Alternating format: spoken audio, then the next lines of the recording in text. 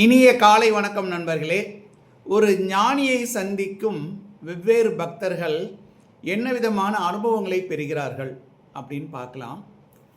அதில் நான் காஞ்சி மகா பெரியவரை எடுத்துக்கொண்டு அவர் பக்தர்களுடன் உறவாடியது, ஆசீர்வதித்தது, அனுசரித்தது, அறிவுரை கூறியது என்ற பல விஷயங்களை இப்போ இந்த நம்ம வீடியோவில் பார்க்குறோம். 8 நிமிஷத்துக்கு மேலே வர வீடியோ. தயவுசெய்து ஒரு நேரம் அலாட் பண்ணி பாருங்கள், உங்களுக்கு நல்ல பலன் கிடைக்கும்னு சொல்கிறேன். இப்போ முதல் அனுபவம் ரொம்ப இன்ட்ரெஸ்டிங்காக ஒன்று, அதுலேருந்து ஆரம்பிக்கலாம். ஒரு இத்தாலியருங்க, from Italy, a disciple from Italy. நடுத்தர வர்க்கத்தால் படிப்பு ஃபிலாசபி படிச்சிருக்காரு. அவருடைய எய்ம் நிறைய பணம் சேர்த்துக்கிட்டு ஃபாரின் டூர் போகணும் அப்படின்னு ஆசைப்படுறார். அப்போ எந்த ஊருன்னு அவருக்கு செலக்ட் பண்ண முடியாதனால என்ன பண்ணுறாருன்னா, பேரை எழுதி போட்டு குலுக்கி போடுறாரு. இந்தியான்னு வருது. ஸோ அப்போ இந்தியா வர்றார். இந்தியா டெல்லி இறங்கினதுக்கப்புறம் அவர் ஆக்சுவலாக என்னென்னா பாம்பேக்கு தான் டிக்கெட் கேட்குறாரு ஏர்போர்ட்டில். பாம்பேக்கு டிக்கெட் இல்லை, வேணால் நீங்கள் சென்னை போங்க அப்படின்னு சொல்லி பதில் வருது. அப்போ சென்னை இறங்குறாரு. ஏர்போர்ட்டுக்கு வெளியே ஒரு டாக்ஸி டிரைவர்கிட்ட கேட்குறாரு, இந்த மாதிரி இந்த நாட்டில் யார் விஐபி, தமிழ்நாட்டில் யார் விஐபி, அவர் எங்கே இருக்கிறார் பாருங்கள். ஃபார்ச்சுனேட்டாக அந்த டாக்ஸி டிரைவர் சொல்கிறாரு, தமிழ்நாட்டில் இருக்கிற விஐபி காஞ்சிபுரத்தில் இருக்கார், அவர் மகா பெரியவர் அப்படின்னு. அவர் ஒரு மடத்தில் இருக்கிறார், மடாதிபதி அப்படின்னு. அப்போ இவருக்கு ஃபிலாசபி ஸ்டூடெண்ட்டுங்கிறனால நேச்சுரலாக அவருக்கு ஒரு இன்ட்ரெஸ்ட் வந்துடுது, நம்ம அவரை போய் பார்க்கணும் அப்படின்னு. இப்போ காஞ்சிபுரத்துக்கு வந்துடுறாரு. காஞ்சிபுரத்துக்கு மடத்துக்கு வந்தாச்சு, இன்ட்ரடியூஸ் ஆகிறார். அவர் அன்டைமில் வராரு. இவரை உள்ளே விடுறதா என்னன்னு தெரியல எல்லாருக்கும், ஏன்னா ஃபாரினர் அவர். அப்போ அவர் இன்ட்ரடியூஸ் பண்ணிக்கிறார், தான் ஒரு இத்தாலிய பிரம்மச்சாரி, ஃபிலாசபி படித்தவன் அப்படின்லாம் சொல்லி வெயிட் பண்ணிக்கிட்டே இருக்கார். வெயிட் பண்ணி ஒரு ஸ்டேஜில் மகா பெரியவரே இவரை தூரத்துலேருந்து கவனித்து அவனை உள்ளே விடு அப்படிங்கிறாரு. உள்ளே வராரு, நெருங்கி நிற்கிறார். பேச்செல்லாம் கிடையாது, வெறும் மௌனம்தான். ஆனால் திடீர்னு அந்த இத்தாலிய நண்பர் வாய் விட்டு சிரிக்கிறாரு. ஒரு பரவச நிலை அடைஞ்சிடறாரு. முகத்தில் ரொம்ப ஒரு வித்தியாசமாக தெரியுது, ஒரு அந்த பிளிஸ் தெரியுது முகத்தில். அது தெரிகிறப்ப கூட இருக்கிறவங்கள வாட் ஹேப்பன் டு யூ அப்படின்னு கேட்குறாங்க. அவர் சொல்கிறாரு, என்னங்க நீங்கள் உள்ளூரில் இருக்கீங்க. அவருடைய இதில் ஆங்கிலத்தில் புரோக்கன் இங்கிலீஷ் லாங்குவேஜில் சொல்கிறாரு, நீங்கள் உள்ளூரில் இருக்கீங்க, இதை கவனிக்கலீங்களா அப்படி. என்னங்க கவனிச்சிங்க அப்படின்னா, அவரை சுற்றி ஒரு ஆறாக இருக்கிறது, தலையை சுற்றி ஒளிவட்டம், ஒளியை நீங்கள் பார்க்கவில்லையா, இயேசு மாதிரி எனக்கு தெரிகிறாருங்க, இயேசுவை நீங்கள் பார்க்கவில்லையா அப்படின்னு கேட்குறாரு. அதாவது ஒரு இத்தாலியருக்கு அவருடைய மனப்பக்குவத்திற்கு ஏற்ப இயேசு தெரிகிறார் நம்மளுடைய மகா பெரியவர் வடிவத்தில். மகா பெரியவர் என்ன பண்ணுறாரு, ஒரு சால்வை பழங்கள்லாம் கொடுத்து அவரை அனுப்பி வைக்கிறாரு. அவர் போக தயாராக, நான் இன்னும் கொஞ்ச நாள் இருக்கேங்கிறாரு. இருந்தாலும் ஆள் யார் என்னன்னு தெரியாமல் ஒருத்தனை எப்படி உள்ளே விடுறது வச்சுக்கிறதுன்னு சொல்லிட்டு அவருக்கு அட்வைஸ் பண்ணி அனுப்பி வைக்கிறாங்க. அவர் பிரிய மனம் இல்லாமல் செல்கிறார். இது ஒரு விஷயம். இன்னொரு விஷயம் சொல்கிறேன். ஒரு ஏழை கிழவி டெய்லி மகா பெரியவரை பார்த்துட்டு போவாங்க, வணங்கிட்டு போவாங்க. அவங்களுக்கு ரொம்ப நாள் ஒரு ஏக்கம், நம்ம இப்படி ஏழையாகவே அவதாரம் பண்ணி ஏழையாகவே வாழ்ந்து ஏழையாகவே முடிய போகிறோமே, இறக்க போகிறோமேன்ட்டு ஒரு வருத்தம். என்னென்னா, மடத்துக்கு வர்ற பணக்காரர்கள், வசதியானவங்க, செல்வந்தர்கள்லாம் மகா பெரியவளுக்கு மடத்துக்கு காணிக்கையாக விலை உயர்ந்த பொருட்களை சமர்ப்பணம் பண்ணுறாங்க. தன்னால் எதுவும் செய்ய முடியவில்லையேன்னு ஏங்குறாங்க. அப்புறம் அந்த அம்மா முகத்தில் தெரிகிற விசாரம்ன்ற ஒரு வார்த்தை உபயோகப்படுத்தும். அந்த கவலையை பார்த்துட்டு மகா பெரியவருக்கு, என்ன உனக்கு பிரச்சனை அப்படின்னு கேட்குறாரு.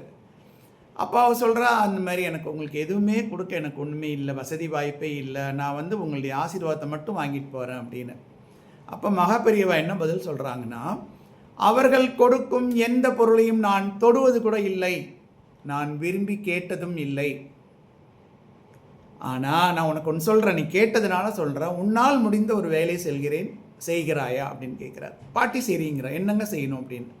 மாட்டுக்கொட்டிலுக்கு போ, பசும் சாணி எடு, வரட்டி தட்டி வை, தினமும் மடத்தில் நடக்கும் ஹோமத்தில் உன்னுடைய பசு விராட்டி உபயோகப்படுத்தப்படும், அந்த நல்ல காரியத்தை நீ செய் அப்படிங்கிறார். பாட்டியின் கண்ணில் ஆனந்த கண்ணீர், தன்னாலேயே ஏதோ ஒன்று மடத்துக்கு கொடுக்க முடியுது அப்படிங்கிற ஒரு நினைப்பு. பாருங்க, மகா பெரியவா கோடிகளை புறக்கணிக்கிறார், ஆனால் ஒரு பாட்டியிடமிருந்து வரட்டிகளை கேட்டு வாங்கிக் கொள்கிறார். நான் நிறைய தகவல்கள் கூகுளில் இருந்தாங்க எடுக்கிறேன்.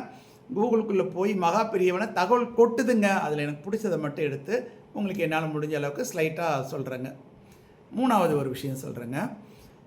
ஒரு விசேஷ நாளுங்க. மடத்தில் கூட்டம் எக்கச்சக்கமான கூட்டம். அவர் வேற அந்த பூஜை புனஸ்காரத்தில் இருக்காரு. அதனால கூட்டம் வெயிட் பண்ணுறாங்க. எல்லாமே எஜுகேட்டட் பீப்புள். ஆனால் அதில் ஒரே ஒரு பக்தர் மட்டும் கொஞ்சம் ஒரு அடாவடி கேரக்டர். அவர் வந்து அந்த கூட்டத்தில் பைபாஸ் பண்ணி போகிறதுக்கு தள்ளு முள்ளிலெல்லாம் ஈடுபடுறாரு. அதில் அவங்களுக்குள்ள சண்டை வருது. அதாவது முண்டி அடிச்சுக்கிட்டு போகிறவங்களுக்கும் வழிவிட மருத்துவர்களுக்கு இடையில் ஒரு ரகளை ஆகிட்டுருக்கு. அப்போ என்ன பண்ணுறதுன்னு தெரியல. இந்த சிப்பந்திகள் வந்து முடிஞ்ச அளவுக்கு அடக்குறாங்க. மகா பெரியவர் தூரத்துலேருந்து கவனிக்கிறாரு. ஓ என்னடா ஒருத்தன் பிரச்சனை பண்ணிகிட்டு இருக்கான்னு. அப்புறம் எல்லாம் முடிஞ்சு அதுக்கப்புறம் அவர் வந்து அந்த அவங்க வந்து ஜனங்கள்லாம் வந்து பார்த்து ஆசீர்வாதம் வாங்க வேண்டிய அந்த நேரத்தில் இவன் வரான். அந்த ஆள் அப்பயும் வந்து என்னென்னா திரும்ப தள்ளுமுள்ளு பண்ணி முந்தி வரவே பார்க்குறாரு. அப்போ அவர் அந்த அவனை கூப்பிடுப்பா முன்னாடி அப்படின்னு வந்தவன் இவர் என்ன சொல்கிறாருன்னு கேட்கக்கூட தயாராக இல்லை. மகா பெரியவா வாய் திறந்து என்ன சொன்னதுக்கப்புறம் அனுமதி கொடுத்தா தானே பேசணும். அவர் ரொம்ப பெரியவர். அப்போ வந்து வெயிட் பண்ணலை. அந்த ஒரு சிம்பிள் கர்ட்டசி கூட இல்லாமல் அவர் தடபுடன்னு சுவாமி எனக்கு ஏகப்பட்ட பிரச்சனை, கடன் பிரச்சனை, அந்த பிரச்சனை, இந்த பிரச்சனை, குடும்ப பிரச்சனைகள் அதிகமாகிட்டே போகுது அப்படின்னு சொல்கிற உடனே அவர் என்ன சொல்கிறாருன்னா, முதல்ல கொஞ்ச நேரம் அமைதியாக நாங்கள் போய் உட்காரு, வீணா முணுமுணுக்காத, வேண்டாத விஷயம் சொல்லாத, ராமநாமத்தை சொல்லு, நானே கூப்பிடுறேன். பார்த்துட்டேன் நான், நீ எந்த வரிசையில் எங்கே இருக்கேன்னு தெரிஞ்சு போச்சு எனக்கு. உன்னுடைய டேர்ன் வரப்போ நான் கூப்பிட்றேன், அங்கே போய் உட்காந்து ராமநாமம் சொல்லுன்னு. சரின்னு சொல்லிட்டு அவருடைய கனிவு கலந்த கட்டளையை அப்படியே சொன்ன உடனே அவன் வேறு வழி இல்லாமல் போய் உட்காந்து அங்கே கவனிக்கிறார், சொல்கிறார், சொல்லிகிட்டு இருக்கான். இப்போ வரிசை நகர்ந்துக்கிட்டே இருக்குது. வரிசை கிட்டக்க வர்றப்ப அவனுடைய டேர்ன் வரப்போ அவர் அவனை கூப்பிடுறார். கூப்பிட்ட உடனே அவன் வந்த உடனே முதல் கேள்வி என்ன கேட்குறான்னா, இந்த மாதிரி நான் ராமநாமம் சொன்னால் என் பிரச்சனையெல்லாம் சால்வ் ஆகிடுமா அப்படின்னு கேட்குறான். நான் இங்கே உட்காந்து என்னங்க செஞ்சேன், பெரியவர்கிட்ட சொல்கிறான் பாருங்கள், எவ்வளோ மரியாதை இல்லாமல் பேசுகிறான் பாருங்கள். இங்கே நான் உட்காந்து என்ன செஞ்சேன், ராமான்னு சொன்னேன், அதனால என் பிரச்சனை தீர்ந்துடுமா அப்படின்னு கேட்குறான். அவர் கொஞ்சம் கூட கோவப்படல. அவர் ஞானியாச்சு இல்லைங்களா, எவ்வளோ பேரை ஹேண்டில் பண்ணிருப்பார். டெய்லி ஆயிரக்கணக்கான மனிதர்கள் வராங்க. அப்போ உன்கிட்ட ஒரு கேள்வி கேட்குறேன், ராமநாமம் சொல்கிற இடத்துக்கெல்லாம் கண்ணுக்கு தெரியாமல் ஒருத்தர் வந்து நிற்பார், யார் அப்படின்னு. உடனே அது தெரியுங்க, அனுமானுங்க அப்படின்னு. அந்த அனுமார் யார் அவதாரம் தெரியுமா? அவன் சிவன் அம்சம். சிவன் அங்கே வந்து நின்றால் அம்பாள் உடனே வந்து விடுவாள். அம்பாள் வந்தால் அவர்களின் குழந்தைகள் முருகனும் கணபதியும் வந்து விடுவார்கள். சிவ குடும்பம் உள்ள இடத்தில் மங்களம் நிறையும். மங்களம் நிறைஞ்ச யார் வருவாங்க? மகாலட்சுமி வந்துடுவா. மகாலட்சுமி வந்தால் யார் வருவாங்க? மகாவிஷ்ணு வந்துடுவார். இப்படி எல்லா தெய்வங்களும் வந்துட்டாங்கன்னா அங்கே சந்தோஷம் தானாக வந்துடுமா இல்லையாடா அப்படின்னு சொல்லிட்டு, அதனால தான் உன்னை ராமநாமம் சொல்ல சொன்னேன் அப்படின்ட்டு சொல்லி, நீ தொடர்ந்து சொல்லு, உனக்கு படிப்படியாக நிறைய மாறுதல்கள் உன் வாழ்க்கையில் வரும் அப்படின்னு சொல்லி அவனுக்கு பிரசாதம் கொடுத்து அனுப்பி வைக்கிறாரு. இதை தவிர மகா பெரியவர் ஒரு ஆசைப்படுறாரு, ஒரு விஷயம் ஆசைப்படுறாரு, அவருக்கு அது நிறைவேறுது பாருங்களேன். இது வந்து எல்லாருக்கும் நடக்காதுங்க. இப்போ குஞ்சித பாதம் அப்படின்னு ஒன்று இருக்குது சிதம்பரத்தில். குஞ்சித பாதம்னா வளைந்த கால்கள்னு அர்த்தம். அந்த வளைந்த காலில் வந்து போடுறதுக்கான ஒரு சின்ன மாலை மாரி. அந்த குஞ்சித பாதம் என்பது பல வகை வேர்களால் உருவாக்கப்பட்டு நடராஜ பெருமானுக்கு அணிவிக்கப்படுவது. அதை தரிசனம் செய்தால் நோய் அகன்று போகும், மோட்சம் கிடைக்கும்.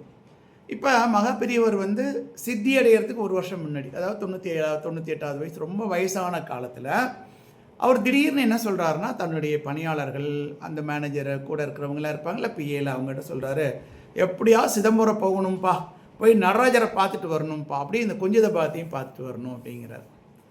எல்லாருக்கும் தூக்கி வாரி போடுது. அவர் ரொம்ப உடல் தளர்ச்சி அடைஞ்சிருக்கார். இவர் எப்படி சிதம்பரம் கூட்டிகிட்டு போகிறது அப்படின்னு சொல்லிட்டு, பார்க்கலாம் சுவாமி, என்ன சொல்லுவாங்க அவங்க, சமயோஜிதமாக சமாளிக்கலாம், பார்க்கலாம் சுவாமி அப்படின்னு சொல்லி சமாளிக்கிறாங்க. சமாளித்து அன்றைக்கி தூங்க போயிடுறாங்க. ஆனால் என்ன ஆச்சரியம் பாருங்கள், அடுத்த நாள் காலையில் சிதம்பரத்துலேருந்து ஒரு 4 தீட்சிதர்கள் வராங்கங்க. பெரியவரை சந்திக்கணும், மகா பெரியவரை சந்திக்கணும், 4 தீட்சிதர்கள் வராங்க. வந்து அவரை சந்திக்க அனுமதி கேட்குறாங்க. சந்தித்து ஆசீர்வாதம் வாங்கிக்கிறாங்க. போகிறப்ப அவங்க வந்து பிரசாதம் கொடுக்குறாங்க. அந்த பிரசாத தட்டில் என்ன இருக்குது? குஞ்சித பாதம் இருக்கிறது. அதை உடனே மகா பெரியவா பரவசத்தோடு எடுத்து தான் தலையில் வைத்து கொண்டது. அதுக்கான புகைப்படங்கள் இருக்குது. ஆனால் அதை நம்ம சம்மந்தப்பட்டவங்க அனுமதி இல்லாமல் எடுக்க முடியாது இல்லையா? அதனால் நான் நீங்கள் போய் நெட்டில் போய் குஞ்சித பாதம் அப்படின்னு போட்டு மகா பெரியவா அப்படின்லாம் போட்டிங்கன்னா உங்களுக்கு அவங்க தலையில் குஞ்சித பாதம் வைத்த புகைப்படமே கிடைக்கும் உங்களுக்கு. அது ஒரு நல்ல செய்தி. அப்போ ஒரு ஞானி விரும்பினால் இறைவன் உடனடியாக அதை அவருக்கு கொடுக்குறார். இவர் இங்கே முதல் நாள் சாயந்தரம் கேட்குறார், அடுத்த நாள் காலை. இப்போ முதல் நாள் சாயந்தரம் கேட்டு அன்றைக்கே புறப்பட்டுருந்தால் தான் என்ன ஆகும், சிதம்பரம் தீட்சிதல் புறப்பட்டுருந்தால் தான் அவங்க இங்கே இது மடத்துக்கு வர முடியும். அப்போ அவர் விரும்பியது உடனே கிடைக்கிறது. அதனால் இறைவனை வழிபடுவர்களுக்கு எல்லாம் உடனே கிடைக்கும். இந்தமாதிரி நம்ம காஞ்சி பெரியவர் மற்ற எல்லா மகான்களை பற்றியும் திரும்ப திரும்ப பேச, படிக்க, கேட்க இருப்பது நமக்கு வாழ்வில் உயர்வை தரும். அந்த உயர்வை நான் பெறுகிறேன், அதை உங்களுடன் பகிர்ந்து கொள்கிறேன். வணக்கம். நன்றி நன்றி நன்றி.